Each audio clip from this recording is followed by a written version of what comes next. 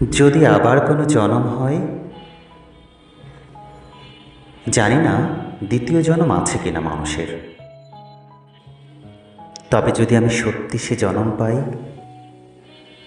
আমি তোমার জন্যই জন্মাব। তোমার হাতে হাত রেখে যে নিশ্চিত ভরসা, নিশ্চিত চলা, নিশ্চিত ভালোবাসা আমি পেয়েছি, তা পৃথিবীর কোনো পুরুষের কাছেই আমি আর পাইনি। হয়তো তুমি হয়তো তুমিই ছিলে আমার একমাত্র সোলমেট। তুমি যেখানেই থাকো, তুমি দেখে নিও, আমি তোমার জন্যই আবার জন্মাব।